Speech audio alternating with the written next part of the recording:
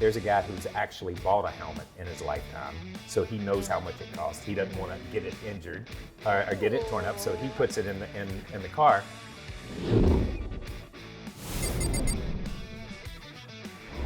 Hey race fans, welcome into another episode of Backseat Drivers. I'm Alex Weaver, joined by Kim Coon and Kyle Petty here in Studio 3, and it's all about Martinsville from last weekend, and we're still going to have the short tracks, but we're going to put a little dirt on it this weekend coming up. So we'll preview Bristol Dirt in a little bit, but first up, Byron gets 2 clocks on the weekend, a successful weekend for Slick Bill, and he brings the 24 back into victory lane at Martinsville. Hendrick, a great weekend for them. Yep. But it kind of got a little overshadowed. The tick-tock of the clock was not as powerful as the tick-tock of the punches from Ty Gibbs and Sam Mayer. So I want to start there because that was the topic of the weekend. So KP, what'd you think of the Ty Gibbs versus Sam Mayer on track, not afterwards? On track. Well, look, these guys have a long history on track. If we go back to ARCA, we go back, anytime you put these two on, if they're the only two on a racetrack, they're going to find each other. And I didn't see anything on track that led me to believe that was going to happen after the race. And I say that because they were last lap, you're racing hard, you're 3 wide, Sam's on the inside, he gets nudged a little, he's up, and then he's into, it's not like he just drove in the corner and took the 54 of Ty Gibbs out. It was not that intentional. I think the frustration was inside Ty's helmet because he had gone from the leader on the restart to all of a sudden, I'm not going to finish in the top 10. So there was a lot of frustration there. So it was easy to take it out on Sam because Sam's the guy he takes it out on. So fair in your book? Yeah, it was fair. The racing was fair. I thought the racing was fair. Kim? The on-track activity I thought was fair in terms of the racing. Now, once the checkers flew, you saw Ty get into Sam, a bump that I didn't think was called for. Don't wreck race cars after the checker. Wait, if you have a problem with another driver, get out of the race car and then go to that other driver, which he did that too, but I didn't think that after the checker bump to Sam Mayer by Ty was necessary. And that should never happen because once the race is over with, it's the crew's car. It is so very whatever you do, the crew has to fix now. Yeah. And you did all that after the race, and you just walk away from it as a driver. So that's not fair to your team even. All right, so prior to checkers, we think is fair. Just a little short track racing at Martinsville. So we have the bump as soon as the checker flies. And then not only do we have the bump, but then we're discussing things on pit road. And for those of you who have not watched the footage in its entirety, Ty approaches Sam's car. Sam and Ty then kind of go at it. Ty keeps his helmet on. Sam takes his helmet off.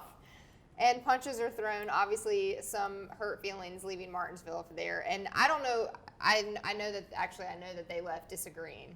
So I don't know where they stand for next week. We'll see. But what did we think, Kim, of after the checkers and what happened on pit road? Well, I think it was the culmination of a lot of things. Kyle mentioning their long history of rivalry. We have short track racing. Dash for Cash money is up. In terms of what actually prevailed.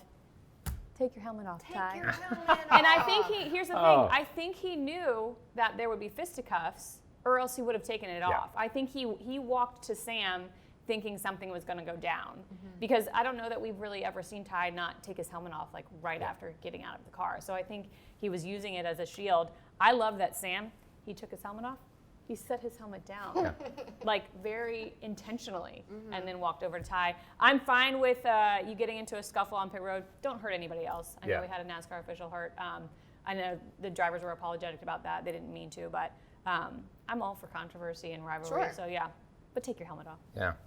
Well, first, I thought they outlawed little people wrestling in the state of Virginia. So let me go ahead and say that right off the bat. I didn't know that was illegal. But here's the thing. Ty was the aggressor after the checkered flag. Ty was the aggressor when he walks down to Sam's car. Obviously, Sam, as you say, he puts his helmet. There's a guy who's actually bought a helmet in his lifetime, so he knows how much it costs. He doesn't want to get it injured or get it torn up, so he puts it in the car. Ty comes down and shoves. Okay, once you hit a guy after the race, once you walk into another guy's area and you shove him, you have opened yourself up for an ass kicking. Sorry, that's just the way it is.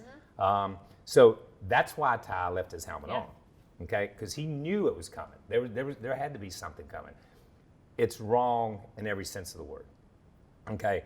And listen, but you see so much more of it. We saw it at the Academy Awards. A guy walks on stage and slaps somebody. Yeah. So why can't you expect it after a race? You know what I'm saying? When you look at it that way.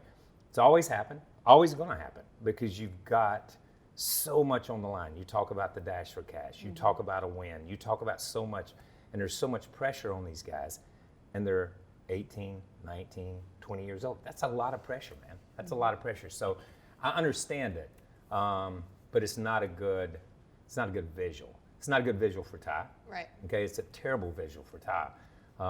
For Sam, I mean, he just stood his ground. So I'm in this case, I'm more on Sam's side of the ledger. To back all of his actions and what he did. Here's my issue with it, and I have said this since we have started talking about fights here. If you both have your helmets on, sure. If one has their helmet off and one has their helmet on, no cigar for me. Either pick we're going helmets off or pick we're going helmets on. That's my 2 cents on that. Maybe that should be part of the driver's meeting. Sure. There you go. Yeah. That should just be laid out. The gentleman's book. Yeah, Add that it should to just the be laid rule out. book. Yes. The Weaver Amendment, please. Thanks. All right, well, that was Friday night. It was cold Friday night in Martinsville, and guess what? It was cold Saturday night in Martinsville as well. A very brisk evening for the NASCAR Cup Series, and it looked like it might have been a hot night for Chase Elliott in the 9, led a ton of laps there, but the turning point of the race was on lap 186, where William Byron gained control on pit road. A difficult stop for the 9, and then it was all 24 from there on out.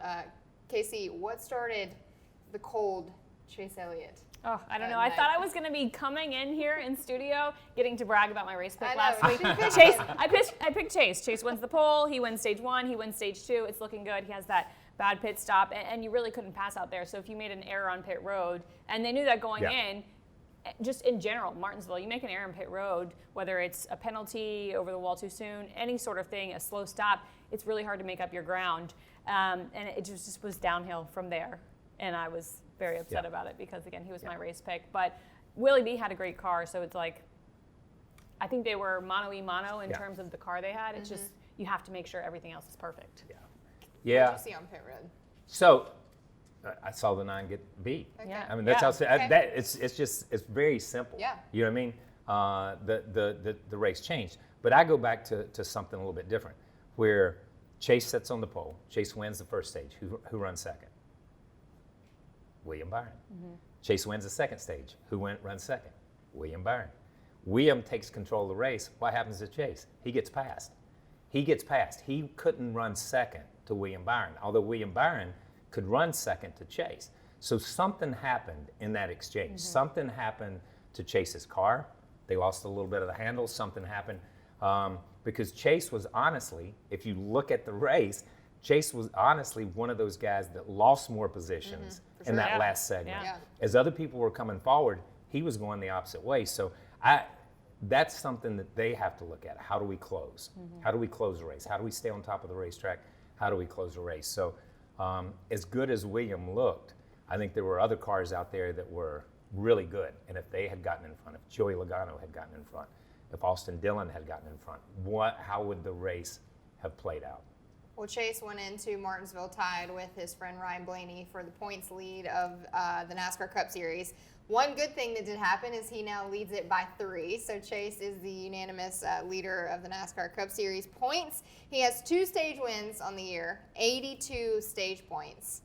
Are we worried about Chase? Is something going on that we should have a little bit of a doubt there for the 9 KCP? Well, I don't know. I don't think so. I don't think so. I think the bigger concern is we go back to, and we've talked about it here, the last time he won an oval was when he won a championship. 2020. Yeah, that has to be a concern. That has to be, that's that little piece, that little nugget of information as a driver that just lays in the back of your head every time you strap in to run an oval. Will this be the day I break that? Will this be the day? So we're not just talking about how Chase has run this year. We're talking about how he's run on ovals since 2020, since the end of 2020. So that's a pretty good period of time. But listen, when you've got Byron winning and Larson winning and Bowman winning, then Chase is going to win because he's that driver. He's that driver that can win anywhere, anytime. I go back to Martinsville. They've just got to stay on top of the racetrack and make sure they can close. They do great, the first and second segments, a lot of times. But somewhere at the end, everybody else picks it up a notch, and they don't. But I think he'll win. Yeah, I'm not concerned. Yeah. I mean, the running order during the race, he's always up there. He's got a couple of top 5 finishes this season. He's lost some races, clearly. I think we can say he lost Martinsville, being the leader and then the first 2 stage winners. And then you look at the next handful of races. I think this is, to KP's point, telling. We've got some ovals he's won on before. Dega, Dover, Kansas. I don't know if you call it Dega an oval because it's Super Speedway. What is that team able to do there? Yeah. Where do they come out? Where do they shuffle out after this kind of section of spring races? Then I think we can ask, are we worried about the 9? Right now, I'm not worried at all, especially with the inconsistency we've seen across the field and the number of different winners we've had. No concern yet. Yet.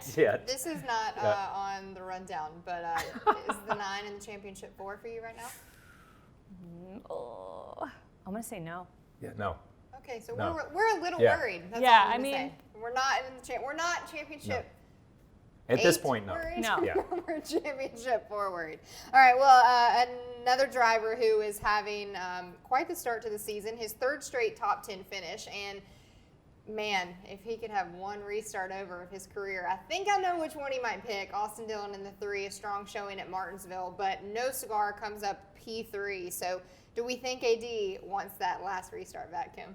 Absolutely. Yeah. I walked up to Austin on pit road, and he just had this down look to his face. He was obviously upset with himself. I said, why? And he explained, he goes, I spun the tires getting through the gears. And I think, if he had done that restart differently, maybe we would have been celebrating the 3 in victory lane. They had an awesome car all race long, made very, very minor adjustments. I think he needed a little bit more forward bite like during stage 2. Otherwise, there were really no adjustments on that car. They had good long run speed. So they did their guesswork right in setting up the car for Martinsville. And I don't think he can walk away too upset because being top 5 with this car right now is a really big deal. So he and I think he acknowledged that they should still hang their heads high because of the finish they got. But if he could redo it, if he had that magic kind of remote control to rewind time, I think he would have immediately hit that. Immediately. Yeah, let's just go back. Let's just go back. Yes. Yeah, but that's part of closing. But, but you see that at one time almost during every race that somebody spins their tire, especially on a short track. We saw it at Richmond. We saw it at Martinsville back in the pack. We saw it at the Xfinity race. Sam Mayer spun his where it tires. doesn't make any difference a lot of times. When you're running 10th or 12th, it doesn't make it shows up when you're in contention. It shows up when you have a chance to. Austin Dillon had arguably the best car at Martinsville on a long run. Yeah. In a race where there were no cautions, so you got long runs, which put him up front, which allowed him to come up front and be there and put himself in a position. And there he was in a position. And as a driver, you're double PO'd at yourself because you've worked hard to put yourself in a position, the team has worked hard, and then you give it up. You give it up on a restart. So that's the frustration from a driver's standpoint. But listen, RCR, 1 car a week in the top 5 or 10, and that's a huge step up from where they were last year. I think you picked them a couple weeks ago to. Listen, I'm going to pick Tyler forever. All right. Okay. Riding with the 8. Well, now time for rapid response powered by 5-Hour Energy. These are short and sweet, so you guys can answer them with as much detail or as little detail as you want. The over and under of this one, will Chase Elliott get a win in the next 5 races? Kim, you kind of touched on these, but we have Bristol Dirt coming up this weekend, Talladega, Dover, Darlington, Kansas. Yes, no? I think, yes, he does. I think the odds are in his favor being at 3 of those 5 tracks he's already won at. But if he doesn't get that win, I'm a little concerned. But I think yes. Yes. Not our championship board.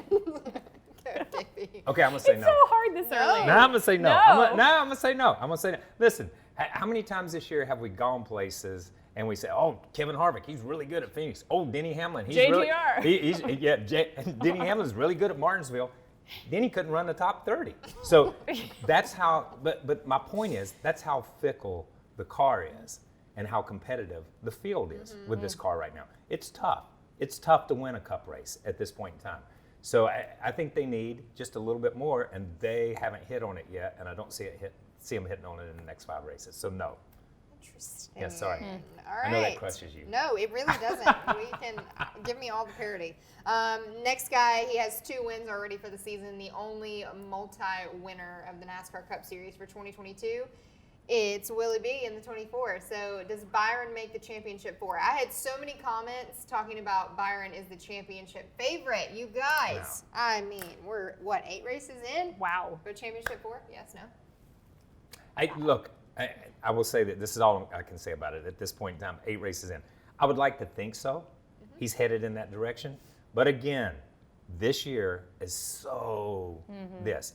All it's going to take is somebody to get on a streak in those last 3 races, last 4 races, and they make the top 8. No matter what your first part of the year looks like, it's all about these 10 races. So I would like to think so. So I'll say yes. I'll say yes. I'll go ahead and say yes. This was a hard one for me. I'd like to say yes, but you know what? I'm going to say no because the playoffs are a different beast. Yes. And I think, to Kyle's point, we've seen a lot of parity. At some point, I feel like some of these teams are going to figure out something about this car that makes them consistent. Besides Ross Chastain, he's been the most consistent guy out there. And again, I think the playoffs are a completely different dynamic. I'm going to go out on a limb and say no, despite being the first multi-time winner. Byron does not make the Champ 4. Here's why I can't pick this one, because I am not taking Larson out of my championship 4. There has to be another Hendrick driver. I'm deciding between the 24 and the 9. I just don't know where I'm at yet. So basically you're saying there's only room in your closet for 4 pairs of shoes, and you're just not ready to throw any of your comfortable shoes away yet. I'm ready to They're your throw. comfortable I think I'm throwing 1 Oh. away. Ooh. Everything resets for the playoffs, though. So Yeah, I it's know, so hard. I know. It's like, how many times have we looked at our championship 4 when the playoffs I don't start? even remember. I know. And we're I know. like, Yeah. what were we Yeah, thinking I at know. the What- beginning of the season? I don't was even going remember on? my championship 4 from Yeah. the beginning of the year. So 2022, good on you, because you're keeping us locked up. All right, Kurt Busch had a solid night at Martinsville, but is it a sign of better things to come at 23-11? We're not talking about Denny in the 11, just 23-11. So Bubba and Kurt, is it a sign of good things to come? I'm going to say not yet. Martinsville was such this outlier race in terms of the product we saw on track, which drivers and teams were up front versus which were behind. You know, you talk about a Denny Hamlin who has the most wins there of an active driver. We thought he was going to be phenomenal, and to be honest, he sucked. So I think looking at really any team and trying to translate their either success or failure at Martinsville, I don't think you can do that because it's such this unique oddity of a race we had. Yeah. Even Denny said they just needed to stop the bleeding. Yeah. So. That, I guess I'll look at it this way. I think Kurt, and what's the question again? A sign of better things to come. I think it's already better than it was last year at 23-11. Sure. Because of Kurt Busch. I will say that. Last year, you could sit down and say, Daytona, Talladega, Bubba's going to run good. Everywhere else, Bubba's going to just be there. Okay? So far, Daytona, Talladega. Oh, there's an Atlanta. Bubba's been there. But he's just, everywhere else, he's just been there. You know, and I hate to be that cruel about it or that blatant or honest about it. But during those races, Kurt has run in the top 10 or 15. And that's a big step for that team, to just get consistent in the top 10 or 15. Is that a sign that they've arrived? No, they haven't arrived. I agree with Kim wholeheartily. It's such an anomaly, that race, the way that race played out, how hard it was to pass, so many different things. You know, these next 4 or 5 races will be more of an indicator of where they're at. And I think that was the goal of bringing Kurt Busch on to that team too, to improve it, to see, you know, race at other types of tracks and to get that program back into victory lane. So no, not a sign of good things to come for 23-11, but we'll see. TBD is what we're saying. All right, who finds victory lane first out of the Team Penske teammates? Is it Ryan Blaney or Joey Logano? So I would say Ryan Blaney's numbers so far this year indicate it's Ryan Blaney. But That wasn't the question. Do I? That wasn't the Yeah, question. but I'm going to say Joey Logano. Okay. I'm going to say Joey because Joey is one of those guys that you put him in position sometimes, and he just makes something happen. We've seen him make it happen at Vegas when he had the worst car or a lesser car, and he wins with it. So I think that's one thing that Joey Logano has that a lot of other drivers don't have. Earnhardt had it. Jeff Gordon had it. Guys like that, they just make something happen in those last 10 or 15 laps. Blaney's getting there, but Blaney has had an incredible year so far not to have any trophies in his cabinet yet. So where does Joey Logano win at? Joey Logano can win anywhere. Anywhere. Anywhere. So he wins Bristol Dirt. He can win anywhere. All right. Anywhere. Can I not answer the question and say I don't know who's going to win first, but I think a Team Penske car is going to win at Dega in 2 weeks. So can that be my answer? Yeah, that's I don't good. know which one that's wins, good. but I do think one of them wins at Talladega in 2 weeks. Okay. I'm going to go Logano. And I also agree with Kim, Talladega is where he gets it done. All right, and last one for this rapid response. Which first-time winner are we most likely to see at Bristol Dirt? I'm not talking first-time winner at Bristol Dirt because that would be everybody else other than Joey Logano. First-time winner in the NASCAR Cup Series, period. Period, not just this season either. Not just this season, not Okay. 2022. First-time winner, period. Who is it? So we've got, still on the board, we've got Reddick, Suarez, Harrison Burton, Harrison, Todd. At first I wanted to say Suarez because he ran well last year at Bristol Dirt. He did. But this car is so different from the last generation. The tires are different. I think that's going to make the grip level different. You have a rear independent suspension on dirt. What the heck is that going to do? I don't think anybody knows. So I'm going to throw out the Suarez pick. I'm going to go Reddick instead. Okay. Go ahead. That's good. Listen, I'm so far off that I don't have a clue. So I'm going to go Corey LaJoie. Oh. Okay? Yes. Corey, Stacking pennies at Bristol. No, let me tell you, I'm going to go Corey because he's a pretty good dirt racer. He is. That you don't pay attention Sure. to. That a lot of people don't pay attention to. I think this car has been an equalizer. We've seen this team run better a lot of places. But I think this car has been an equalizer. And I'm going to tell you something. They didn't tear up a lot last year at this place. I think they're going to tear up. Oh, this is where they're going to beat and bang, huh? No. I go back to the independent rear suspension. I go back to things. Was this stuff designed to run dirt? I'm not so sure. No. I'm not so sure. So if you have to hang it out a little bit, we've seen these rear ends break. We've seen pieces and parts break. Is this going to be the true mechanical test for this car in some way, shape, or form? So I think when it's all said and done, Corey's going to be up there. I can't wait for Mamba That's to a watch fact. this episode. Mamba, text me when you watch this episode right now because KP's on the Corey train with you. All right, Backseat Bets presented by MGM. This is one of my favorite parts of the show. We're going head-to-head with these drivers, and it's just Bristol Dirt for what we think is coming up on Easter Sunday. So first up, this one is a tricky one because when you say dirt, you normally say Larson and Bell. Kyle Larson and Christopher Bell grew up racing on dirt. They're good on dirt. They still race on dirt. Kyle Larson has like 200 races a year on dirt, it seems like. But who takes it at Bristol Dirt on Sunday? Larson, Christopher Bell. I don't know that you can look at past dirt experience because this car's so different on dirt. I'm going to go Christopher Bell. I just think based on the consistency and speed they've had this season, I'm going Bell. They took each other out last year. Yeah, at they did. Bristol Dirt. Yeah. So I'll go with Larson. I'll just go with Larson because it seems like, and we talk about how different this car is, but Larson just seems to have that ability to drive anything. Anywhere, anytime. If you want him to drive the water truck, put him in the water truck. He can run. I always say a grocery cart. Yeah, he'll run fast on dirt. That's just, so I think he adapts to this car well. Okay. All right, I also have Kyle Larson getting it done in the 5. Next up, the 2 Team Hendrick teammates. One has all the momentum right now and sitting at 2 wins. One has one win on the year already, and KP picked him that week. So, man, listen up to this pick. William Byron versus Alex Bowman, KP. Okay, Byron. Oh, Byron. okay. I think Byron just because of the momentum, just because of what, I mean, he's coming off 2 wins this past weekend. So I just go with the momentum. Yeah, listen, always go with the mo. That's and it. is No matter winning what. at different speedways Yes. I know. and different kinds of cars. Just saying. William Byron. Alex That was Bowman. going to be my point is William is starting to show that he has a knack for kind of any type of track and different kinds of cars too. He's been running, late models recently. I think that helps the go with the mo theory. So I'm going William Byron. All right, 3 for 3, William Byron. So keep your eye on the 48 of Alex Bowman this weekend because we all 3 went with William Byron. Next up, Joey Logano versus Martin Truex Jr. Joey obviously had the inaugural race win at Bristol Dirt in 2021. Martin Truex Jr. struggled the whole entire time last year. But who is it this year, Casey? I think it's Joey Logano. I don't even think we can look at Martin and what he. Yeah. No, I mean, you're right. honestly, we thought Martin was going to be good at Martinsville because he's been so good there in the past, and he did not show up. I don't even look at Martinsville to finish top 15. I think in this race. I'm sorry, and I don't necessarily think Joey Logano wins based on his performance last year because again, totally different car, but. Just if we're going head to head, it is absolutely right. Joey Logano. Joey Logano. Yeah.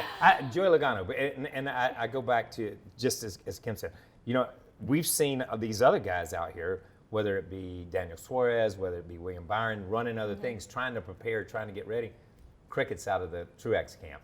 What are they doing? He's fishing. Yeah, he's not been running dirt track races on a regular basis, getting that feel again. So I go Joey.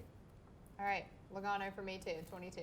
And don't worry about keeping your eye on Martin Truex. And then last one, these backseat bets. Daniel Suarez, who had a very strong run in last year's Bristol Dirt race, versus Chase Briscoe. This one was also a little tough for me, but KP, we'll start with you on this. I'll go Daniel. I'll just go Daniel from how he ran last year. Although I think Briscoe is a phenomenal dirt racer. But again, and we talked about it a little bit, this racetrack last year didn't race like a dirt track. You've got this new car. You've got these tires that are wider, lower profile. We don't see this style tire on dirt track cars. They're just not, these are sports car tires. You just don't see them on dirt track cars. They have wide sidewalls, huge sidewalls that flex and roll and bend. This is a lot stiffer tire, so it's going to be interesting to see. And I just think Daniel adjusts a lot quicker. All right. I'm going to disagree. I'm going to say Chase. I think despite this, being a different dirt situation, I still think, based on what we've seen from Chase so far this year, he's already got a win in his pocket too. So kind of what does he have to lose mentality in trusting his car on the dirt and trying different things. So I'm going to go Chase. All right. I am all in on Team Trackhouse this season. I'm going Daniel Suarez. All right. Bristol Dirt coming up. Normally we write our picks down. None of us have written anything down on our paper because we just want to be surprised and shock the world here. So you're getting the actual reactions of us with our picks. So KP, I have a clue on mine somewhere of what. I think I know. That's not fair. I think I know. For this week, who's my pick this week? Easter Sunday. Who gets it done? Who's my pick this week? Nice little Easter basket from the Easter Bunny. You know what? I'll go with William Byron. Okay, I won't go with William Byron. That was literally my pick. No, you should have told us before. Okay. Here was my clue, so I had proof. I didn't want to give it away. I wrote 6 down because he finished 6th last year at Bristol Did he really? Dirt. Did he really? So that was my clue. I was just going off the moment, so I'll pick somebody else. You can have William Byron. No, you can have him. Please take him. I thought I was going to come in. I literally thought I was going to come in here and shock them with that pick. Yeah. They were like, surely, William Byron, he won last week. He can't do it again at Bristol Yes, Dirt. he can. Totally Yes, different he thing. can. That's what I thought y'all were going to think. Yes, he can. And I say this because I spent some time with Jeff Gordon last week, and he said, and his to paraphrase, William's work ethic is incredible. Student of the sport. You can call him at 1 o'clock in the morning and say, there's time in the simulator, and he shows up. You know what I mean? You can call him in the middle of the afternoon. He shows up. He does what he's supposed to do. He learns. He just thinks about it. He focuses on it. He puts one race behind him and goes to the next race. And I just think with a little momentum, like we've talked about, you got to ride that horse until it shows you that it's not. I will say, 2 seasons ago, this man over here said Willie B was the next big one. So. Yep, I'm still on that one. Still on it. All right, Kim. So Willie B was my pick. I got the thunder. I'm so sorry. So Take it sorry. away. Stole my thunder. Yeah. That's good. I feel confident, though, that was your pick. Yep. I feel better about my pick for Willie B. Just the momentum he's had, the racing he's been doing outside of the Cup Series. He finished 6th last year on dirt. I know that's not necessarily an indicator, but then the 1-2 punch of William and Rudy Fugle. Rudy's proving himself as a Cup Series crew chief. I just like that pairing. I like what they're doing, and I think Willie B gets his 3rd win of the season. Here's the thing. The fun is in the winning, so winning is contagious. If you win once, you want more of it. But I'm going to go with a first-time winner. I'm going with the 8 of Tyler Reddick. Oh, Okay. good one. Good one. I don't know why, but So, I feel. I find it fascinating, and this year, on being on these shows, here's Truex, here's Hamlin, here's Harvick, The established stars, we've just kind of pushed to the side. Yeah. And we go with a totally different group of drivers almost every week. Almost every week when I watch the other shows that you guys do, you always go, and we always go with something new, something fresh, because I think this car has brought that to at least it's opening up our minds to different possibilities. Yeah, we love the parity of the Next Gen. We'll take it for the rest of the season. Kim and I want 16 plus winners, so We do. bring it on. I'm still cheering that on. Me so. too. Well, something that is also fresh this year, you guys are heading back out west for the charity ride. Let's talk about it. Where are you guys going? Going to, well, we're doing a little bit different ride. When we did our 25th annual ride, it was Seattle to Key Largo. Some of us rode to Key West just to say we had ridden from Seattle to Key West. So the next year we were doing a short ride. So we were in COVID and the pandemic and everything. So we're doing Phoenix to Lake Havasu. Tony Stewart better be in Lake Havasu when we get there. Lake Havasu, then we're going to Flagstaff, up around the Grand Canyon to Bryce Canyon. Pretty. Then over to Monument Valley, back to Sedona, and back to Phoenix. So we're just making a little southeast, nice 70, 80 degrees, cool nights. We look forward to seeing all the content from the charity ride. It's always one of my favorite times of the year. All right, well, speaking of favorite times of the year, Bristol Dirt, I know you guys are excited. It's going to be a fun Easter Sunday, so curl up with the family and enjoy some short track racing under the lights at Bristol with a little bit of dirt. We're going to get dirty. Sunday, 7 p.m. Eastern on Fox, and we'll see you guys right back here next week in the backseat. Thanks for watching. Subscribe to our channel for more clips, highlights, and full-length episodes. Also, check out NASCAR.com to stay up to date with all of the latest news.